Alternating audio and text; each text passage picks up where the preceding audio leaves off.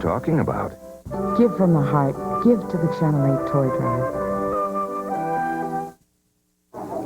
In Somalia, people who need food, will American troops get it to them?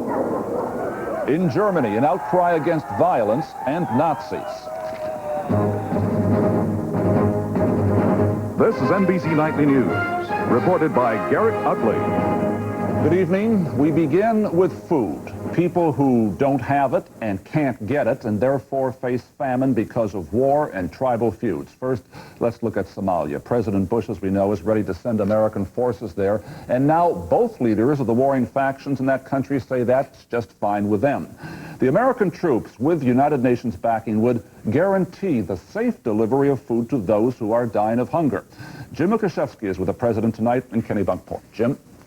Garrett, Bush officials say the decision to use force in Somalia is now up to the UN, and there's still a lot of work to do before that happens. From his home at Walker's Point, President Bush has been on the phone to other world leaders.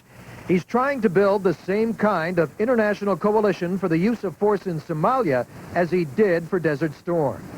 After briefing Bush this morning, National Security Advisor Brent Scowcroft said consultations also continue at the UN. We're talking. It's a difficult situation. We're trying to see what we can do to help. Meanwhile, Acting Secretary of State Lawrence Eagleburger pledged that any military mission would not be open-ended and would have a deadline for withdrawal of U.S. troops. That obviously is one of the questions that's going to have to be looked at before any decisions are made. The UN has never sent troops into a country unless invited by a government. Since there is no government in Somalia, the Bush administration is trying to convince the UN to change its policy and enter Somalia by force. At the same time, administration officials are skeptical about statements from the two chief rival warlords that they would welcome the arrival of U.S. troops. U.S. officials say at first glance it may reduce the risk to GIs, but it's feared that each warlord sees it as an opportunity to consolidate his own power and seize control. According to one U.S. official, our goal is to feed the starving and not form a new government. And Bush officials stress that any military operation would have to be multinational, conducted under a UN flag, but like Desert Storm, under a U.S. command. Garrett. Thanks, Jim. And the United Nations expected to formally respond to the American offer this coming week. And with us now is Ambassador Andrei Erdush, the president this month of the UN Security Council. Mr. Ambassador, thanks for coming in. Good evening. What can we expect in terms of action from the Security Council in accepting this American offer? We are expecting the recommendations of the Secretary General. And on the basis of those recommendations, we'll have to adopt a resolution, which will obviously, as we all know, envisage an action in Somalia on behalf of the United Nations, which would go beyond the practices and the premises that we have been following thus far. So really we're talking about new precedents being set here, and one of them is the size of the American commitment, and President Bush says if we send 20,000 troops or more there, we want Americans in command, not a UN commander per se. How do you work that out? First of all, this is absolutely true, a very specific situation, because in Somalia, we have a total collapse of any central authority, and you don't find it elsewhere in the world. Second, on this issue, I believe that on the basis of the precedents that we have already had, we will be able to work out an arrangement which would allow the launching of a UN action, but at the same time, a huge participation of American forces. I don't see major difficulties in this. You think it's going to happen?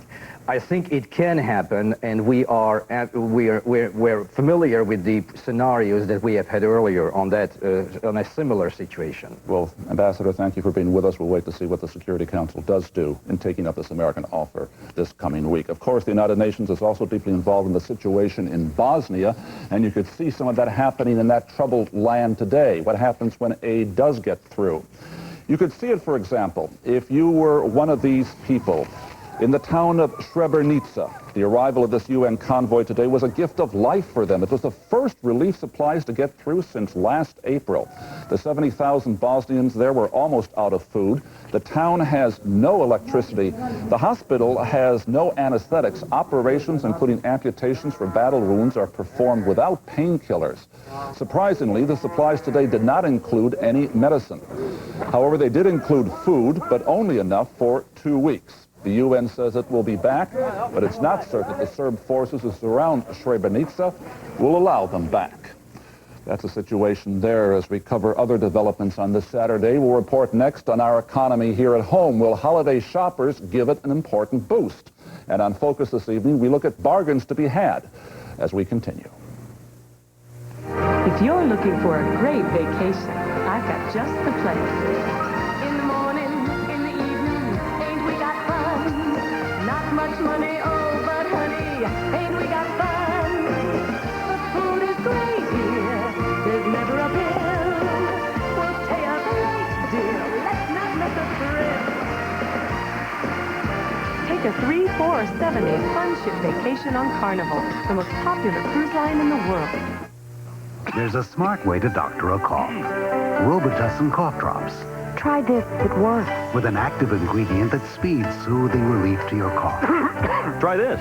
It works. Robitussin cough drops. Cough drops from the cough experts. Which of these fruits, ounce for ounce, has the most vitamins and minerals? That's right. The California prune. Sweet, delicious California prunes. Find out how good they really are. And now the economy. Is it getting better? Well, the statistics say it is. Holiday shoppers will have to make up their own minds, and President-elect Clinton must decide just how much of an added boost the recovery needs to keep it going. Clinton continued his Thanksgiving vacation in California today, but shoppers were not taking a holiday. Here's our chief economics correspondent, Irving Arlevine. Retailers around the country today report that consumers are out in big numbers and spending on the kickoff weekend for Christmas shopping. This follows factory production and other figures showing an improving economy. But the Clinton camp warned today the economy is not out of the woods. Unemployment is stuck where it was. Job figures look about as bad as they were before. Americans are not becoming more employed. In fact, a lot of big companies are cutting like mad right now. How to create jobs is a principal reason that Bill Clinton announced an economic summit in Little Rock next month. I'm asking people to come here and go to work. You know, there's not going to be much posturing and show about this. There's going to be a lot of work. During the campaign, Clinton had a ready solution for every economic problem. Take the money from the defense cuts and reinvest it in new transportation and communications and environmental cleanup systems. This will work. Skeptics say Clinton is really not looking for solutions at the summit.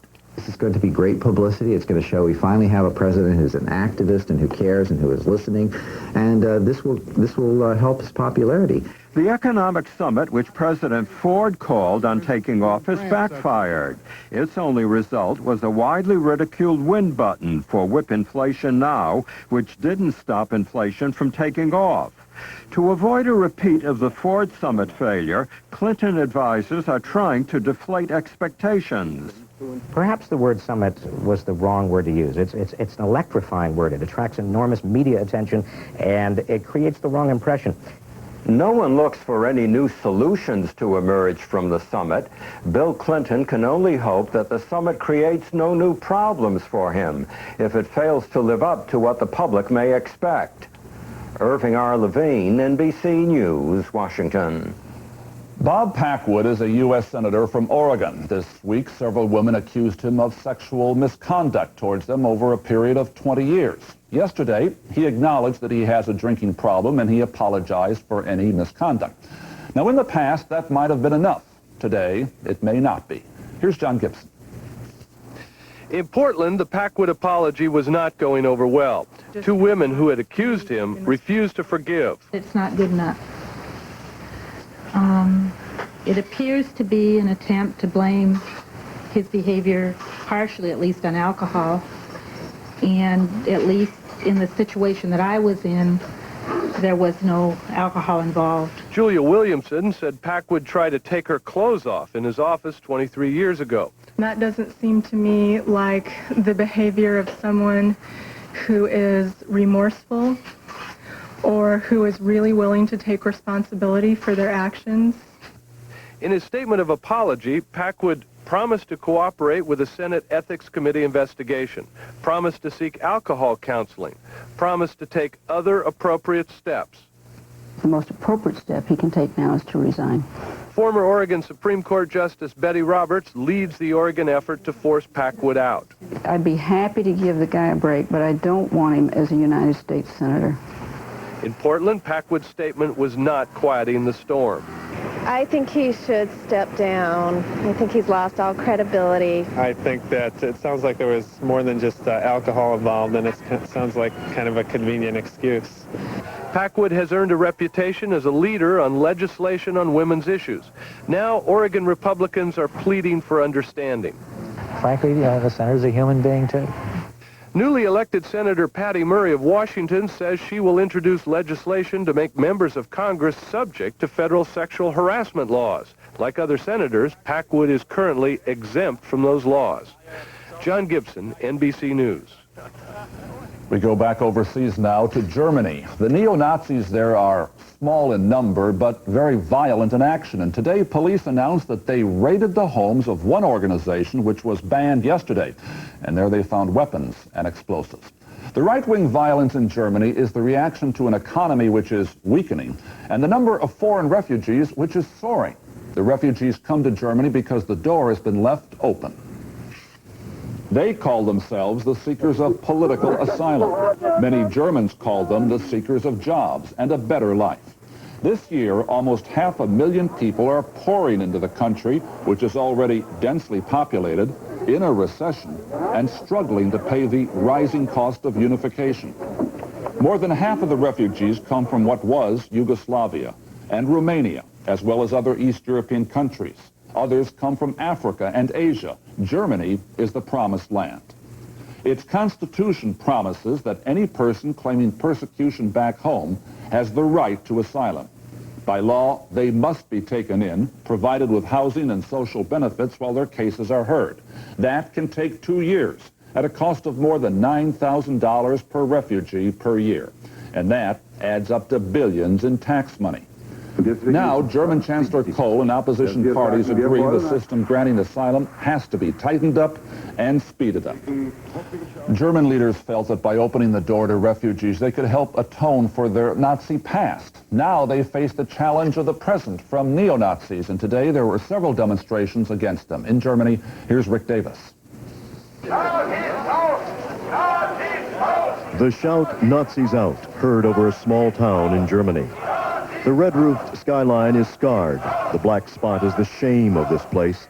The echoes of protest were heard on this street. Here, neo-Nazis firebombed a building. 3 Turkish citizens living in Germany were killed. One was a 10-year-old girl. Today, their mock coffins were carried through the streets of Mölln. The marchers came to mourn and to say never again to the neo-Nazis.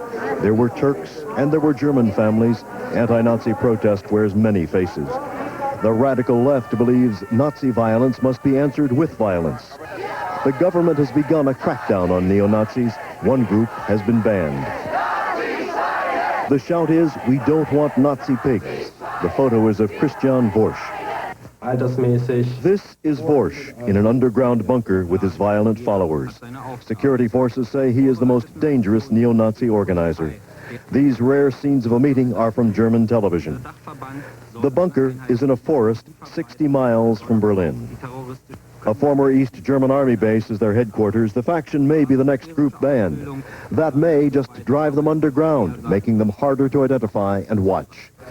But a ban on all neo-Nazis may be a needed gesture now, in answer to those who want immediate action. That demand was also heard on the streets of Kiel today. A recent poll indicates a majority of Germans is willing to sacrifice some civil liberties to fight the neo-Nazis. Rick Davis, NBC News, Hamburg. And as we continue, finding year-end bargains on big-ticket items.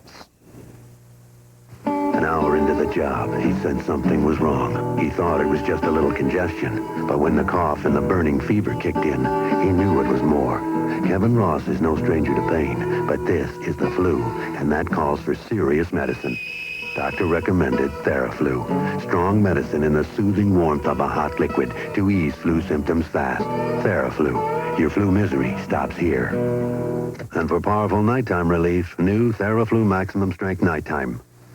Hi, I'm Sears Sales Associate Gretchen Leckie-Ewing, and we have some of the best Christmas values in our history. This Kenmore extra large capacity washer with 6 cycles is only $356. Matching dryer $276. Both only $14 a month on your Sears Charge Plus. And this Kenmore upright vac with 7.5 amps and onboard attachments is at our lowest price ever. Only $99.99. You save $40. Only at Sears Brand Central now. You can count on me. When you're baking for the holidays, use all-natural Pam cooking spray. It lets all the fresh baked taste come through. And that's sure to bring the house down. With Pam, nothing comes between you and the taste of your food. To pull her through a nasty lunch, Mylanta uses aluminum and magnesium, but his antacid is Tums, and Tums has calcium. Something my body needs anyway. I like that. Calcium-rich Tums. On Focus tonight, our subject is money, and Jeff Madrick is here with some ideas on how to save it. This economy is offering some important bargains at the end of the year, isn't it? It sure is, Garrick. That may be one reason consumer spending has been stronger recently. Even consumer activists say they have never seen as many bargains for big-ticket items. What is going on is that retailers have become more efficient, and years of slow sales for products like refrigerators, stereos, and personal computers have forced manufacturers to cut production costs, all of which means lower prices, especially on big-ticket items. This is probably going to be the best year for the consumer to get into the PC market. Retailers say the prices for sophisticated personal computers have never before fallen to such bargain levels, down 30 and 40% from last year. That means savings of $400 and $500. And bargains are spreading to cars as well. It's a good time, and the car manufacturers are hungry right now. Auto analysts say that's right. Years of rebates produced uncertainty and anger among car buyers. Now, Ford and GM are flat out cutting sticker prices on a wide range of popular models, even with extras. Lower prices can be found on many other products. This receiver, for example, was being sold last year by this store in Long Island, New York, for $499. Now, it's selling for $379. Similar price cuts can be found for fax machines, portable phones, and answering machines, among others. And even bigger bargains are being won these days by people who know how to haggle. Consumer activists say haggling is working better than ever. The best strategy is to ask for a package deal. If you buy that camcorder, can you throw in a tripod? If you buy a washer, can you give me a discount on a dryer? And if you do some homework and find out that a store across town has a better deal, tell the salesperson. Most stores these days will match it. Even if the economy turns stronger, Gloria Larson, Massachusetts Consumer Affairs Commissioner, says the bargains will not disappear. I think we are going to see this trend for a while. I think we're going to see the one low price trend for a while, and I think we're going to see a willingness on the part of consumers to search out the best deal. Well, haggling is not part of the great American shopping tradition, of course. But Commissioner Larson says give it a try. Your pleas won't always work. But she says in this economy, you'll succeed more often than you might think. Garrick? Jeff, the bargains are obviously there, but those are high-priced items. What about the everyday items, lower cost? The same rules apply? The same rules don't apply, Garrick. Consumers didn't hold back nearly as much on spending for everyday low-price items like processed food or basic clothing. Those prices aren't going to come down, and they haven't really come down very much. They haven't gone up very much either, but the rules don't apply. So you can get a bargain, but you still have to be willing to spend a good bit of money. But less than otherwise. Big ticket items. All right, and Christmas is coming. Thanks, Jeff Madrick. And we'll be back as we continue with more news.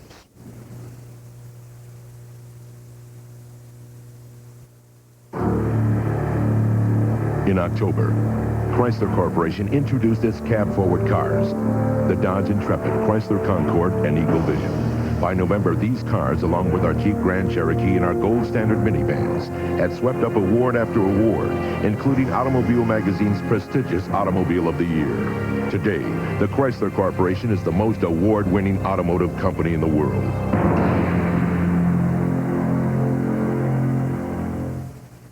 When your sinus and nasal congestion feels this bad, what can you do? Last year, you wanted to call the doctor. Last year, you wanted a prescription. But this year, Tavis D in its full prescription strength is available without a prescription. Just one tablet helps relieve 12 hours worth of painful congestion and sneezing. Guess what? I'll be there after all. Tavis D. One tablet, 12 hours, and now no prescription. Hi, can we see your Christmas tree? My tree? We heard about your tree. I heard about I want to see that tree. Mister, can I watch your tree? Watch? The tree, yeah. Wow, it's hers. Bring your Christmas tree to life with Noma Ornimotion, the little motors that turn ornaments into crowd pleasers. May I see your tree? Ornimotion, another bright idea from the people at Noma. The Remington microscreen shaves as close as a blade or your money back. 2 flexible screens let you shave whiskers below skin level. It's quick, smooth, comfortable. A great value. The Remington microscreen. Mr. Coffee presents Potato Perfect. Real oven-baked potatoes in about 25 minutes. Potato Perfect by Mr. Coffee. What'll he think of next? Other news today, in Venezuela, troops loyal to President Carlos Andres Perez continued rooting out pockets of resistance left over from yesterday's unsuccessful coup attempt. Across the country, rebellious units of the Air Force and members of leftist groups were arrested. There was sporadic sniper fire around the presidential palace in downtown Caracas. More than 80 people died in the coup attempt. That was one of the stories making news this week. Here are some of the others. Tornadoes cut across the South and the Midwest, killing more than 25 people. But there were amazing stories of escape. This baby was torn from her father's arms, hurled through a window more than 60 feet, and suffered only minor injuries. A major business move. Martin Marietta announced it's buying the aerospace business of GE, the parent company of NBC. A sign that as military spending is cut, defense contractors will have to get bigger to survive. In London, Queen Elizabeth offered a rare personal revelation. Problems in the family and a fire in her castle have made it a tough year. 1992 is not a year on which I shall look back with undiluted pleasure. And the Queen has offered to begin paying taxes on her personal income, something British monarchs are not required to do. In this country, in Oregon, Antonio Gonzalez was found guilty of attempted murder with AIDS. He is HIV positive and had unprotected sex with his girlfriend. And Dr. Jack Kevorkian was present again as a woman committed suicide in Michigan. Assisted suicide is a difficult and divisive issue. Supporters say Dr. Kevorkian provides a service to the terminally ill, death with dignity. Opponents say he is a menace to be stopped. And now, the Michigan legislature has passed a law to do just that. Here's Mike Lewis. Frustrated by Dr. Jack Kevorkian's 6th assisted suicide case, Michigan lawmakers are sending Kevorkian a message. Hit the road, Jack, and don't you come back no more. Michigan has become the Mecca for assisted suicide. The Michigan House voted to ban assisted suicide just one day after Kevorkian assisted cancer patient Catherine Andreev of suburban Pittsburgh end her life by breathing carbon monoxide. She was depressed. Is this the answer to depression? Is this how Dr. Kevorkian would have us answer someone's depression? The aim of this is to terminate unbearable suffering. Now, in the process, unfortunately, the life comes to an end. Judges dismissed 3 earlier murder charges against Kevorkian because Michigan has no law against assisting in a suicide. Ironically, the proposed ban started as a 2-year attempt to legalize and regulate the practice, which lawmakers say is common. if the doctor says, I only gave it to him to reduce the pain, he goes free. If he admits the truth, that he gave the patient the medication so that they could die with dignity, he goes to prison. The American Civil Liberties Union says the law is too broad. It plans a legal challenge. The law that they pass makes criminals of any doctor that provides assistance, any loved one, any spouse, any other family member, and this is an issue that cannot be swept under the rug. Final action on the Michigan law is expected next week, but it won't take effect until April 1st. Meanwhile, Dr. Kevorkian says he is already consulting with several more people who want what he now calls medicide. Mike Lewis for NBC News, Detroit. And I'll be back with some final thoughts. Severe storm warning, one of the worst snowstorms to hit Richmond in years. It happened to be the first week of December. It's like overnight, Richmond had turned into the North Pole. Hundreds of operators could not come to work. It couldn't have happened at a worse time for us. That's the biggest week of the year for us. We have more catalog orders on our 800 service than any other week of the year. If you don't make it at Christmas, you don't make it. Literally, AT&T saved the day for us. We had designed their 800 service with such powerful backup features that within minutes, they were able to reroute their calls from Virginia to other sites around the country. Now, how soon can I get these? Every 2 days. They did a full day of peak season business, and no one was there. And that's reliability. Technology amazes me. If you have a business that lives and dies by an 800 service, you go with the most reliable, and that's AT&T. AT&T 800 service, because every call is a customer. An hour into the job, he sensed something was wrong. He thought it was just a little congestion, but when the cough and the burning fever kicked in, he knew it was more. Kevin Ross is no stranger to pain, but this is the flu, and that calls for serious medicine.